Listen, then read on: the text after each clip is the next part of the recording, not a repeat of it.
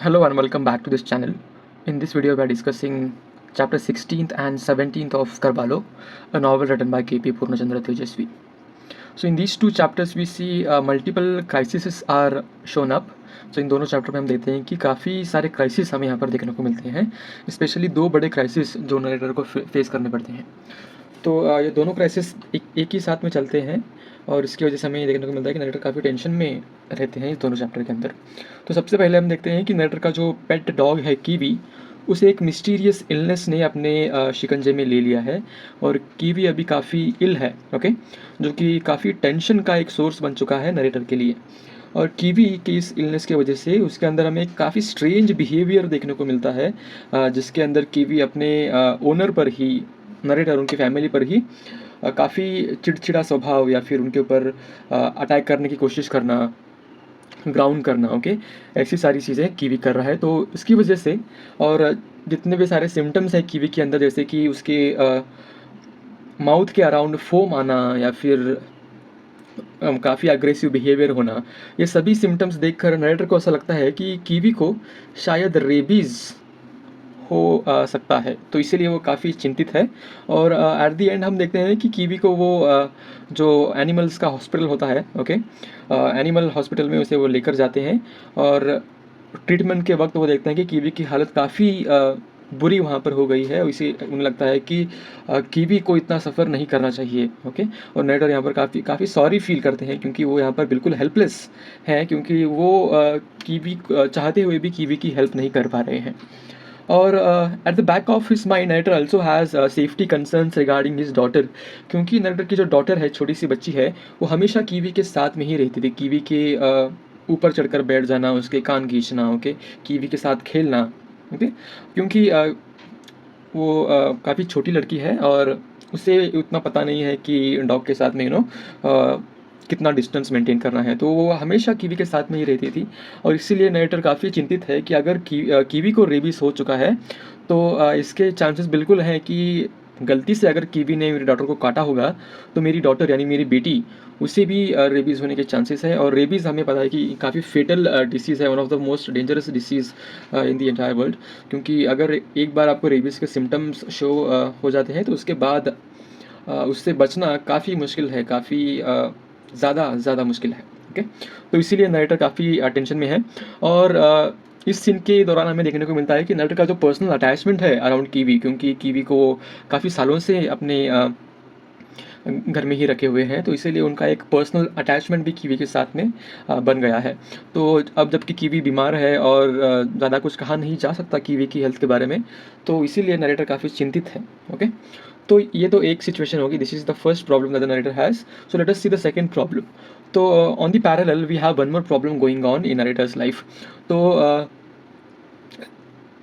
उसी टाइम के अंदर हम देखने को मिलते हैं कि मंदन्ना को पुलिस अरेस्ट कर लेती है। तो इसका कुछ बैकग्राउंड हमें समझना पड़ेगा। मंदन्ना, जैसा कि हम जानते हैं, उसकी शादी हो चुकी है और वो हनीमून पीरियड पर है, क्योंकि वो अपने ससुर के घर पर है और वो काफ़ी मतलब हैप्पीली वहाँ पे रह रहा है, क्योंकि वो अभी फ़िलहाल अपने हनीमून पर है।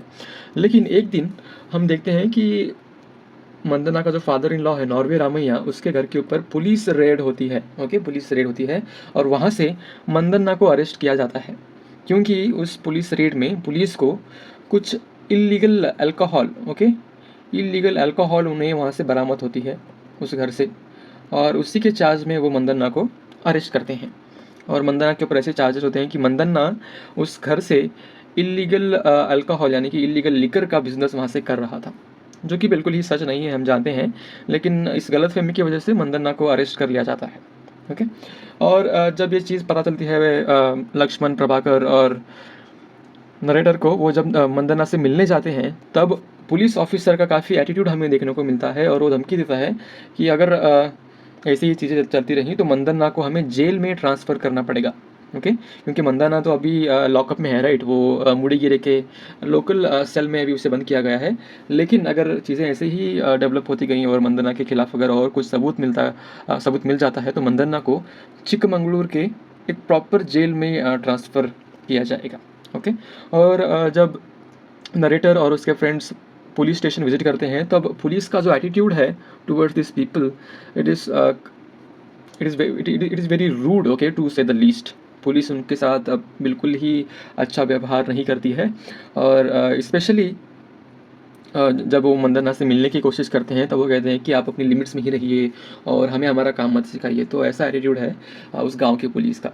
तो ये देखकर नरेटर काफ़ी चिंतित हो जाते हैं मंदना के वेल बीइंग के लिए भी। ओके, तो उसके बाद हम देखते हैं कि मंदना की मैरिड लाइफ। ओके, मंदना अभी मैरिड हो चुका है, उसकी शादी हो चुकी है। उसकी मैरिड लाइफ में भी जो कि काफ़ी पुरानी नहीं है, अभी ताज़ा ताज़ा मंदना शादी कर बैठा है, लेकिन उसके बावजूद उसकी मैरिड लाइफ में कुछ प्रॉब्लम्स आनी अब शुरू हो चुकी हैं। तो सबसे पहले मंदना काफ़ी कंसर्न्ड है उसकी वाइफ रामी की मेंटल स्टेट को लेकर। ओके, और ये ऑब्जर्व किया था नरेटर ने भी। नरेटर एग्री करते हैं कि रामी की जो मेंटल स्टेट है, रामी यानी मंदना की वाइफ और नॉर्वे रामैया की लड़की, उसकी जो मेंटल स्टेट है, उसकी जो मेंटल स्टेबिलिटी है वो उतनी अच्छी नहीं है। She is not entirely mentally stable as per narrator and Mandana. Okay, तो ये सब जानने के बाद so see there are some more details about this particular point here. तो ऐसा क्यों माना जा रहा है कि रामी की मेंटल स्टेट ख़राब है? तो नॉवल में एक पर्टिकुलर वहाँ पे एक सीन भी है जहाँ पर मंदना को अरेस्ट किया जा रहा है, और तब एज अ वाइफ आपका क्या रिएक्शन होगा जब आपके हस्बैंड को अरेस्ट किया जा रहा है? तो जैसा कि मैंने बताया कि मंदना अपने हनीमून पर था, right? So at the time of arresting Rami was not wearing proper clothes. Rami कुछ छोटे कपड़े पहनकर वहाँ पर खड़ी हुई थी, लेकिन पुलिस को देखकर रामी हंसने लगती है। ओके, हालांकि उसके हस्बैंड को वहाँ पर अरेस्ट किया जा रहा है। तो रामी का ये वियर्ड रिएक्शन देखकर बोथ मंदन्ना और नरेटर जब इसके बारे में सुनते हैं, दोनों को लगता है कि रामी की मेंटल स्टेट उतनी स्टेबल है नहीं। ओके, और इसकी वजह से नरेटर को लगता है कि मंदन्ना ने शादी करने में काफ़ी जल्दी कर ली, क्योंकि वो इतना डेस्परेट था और अब शायद आगे चलकर उसे पछताना पड़े रामी से शादी करने के लिए। ओके, तो उसके बाद हम देखते हैं कि नरेटर अभी काफ़ी कंफ्यूज्ड है, क्योंकि Mandanna at the end of the day उसका काफ़ी अच्छा फ्रेंड है, उनकी काफ़ी जान पहचान है, लेकिन नरेटर को अपने पर्सनल इश्यूज से भी डील करना पड़ रहा है। नरेटर जैसा कि हमने पहले चैप्टर्स में डिस्कस किया है कि नरेटर बिल्कुल ही हैप्पी नहीं है इस रूरल लाइफ को लेकर, और उन्हें अपना खेत सभी बेचकर किसी सिटी में उनको जाना है। लेकिन एट द एंड वो डिसाइड करते हैं कि मुझे अभी एज अ पर्सन मुझे मंदना की हेल्प करनी चाहिए, एज अ फ्रेंड मुझे मंदना की और अपना मदद का हाथ बढ़ाना चाहिए। और इसकी वजह से हमें देखने को मिलता है कि रूरल जस्टिस का जो सिस्टम है, ओके, सिटी में तो काफ़ी कन्वीनियंट तरीके से हम जस्टिस को सीख कर पाते हैं, लेकिन अगर आप गांव देहात में जाओ तो वहाँ की जो लॉ एंड ऑर्डर की सिचुएशन है वो काफ़ी बुरी स्टेट में है, जहाँ पर लॉ और रूल बुक में तो आपको देखने को मिलेंगे, लेकिन जहाँ पर उनका एक्चुअल एप्लीकेशन ज़रूरी है वहाँ वहाँ पर आपको वो उतना इफ़ेक्टिवली एप्लीकेटेड आपको नहीं देखने को मिलेगा। ओके, तो इन्हीं प्रॉब्लम के साथ एंड होता है चैप्टर 17 का भी।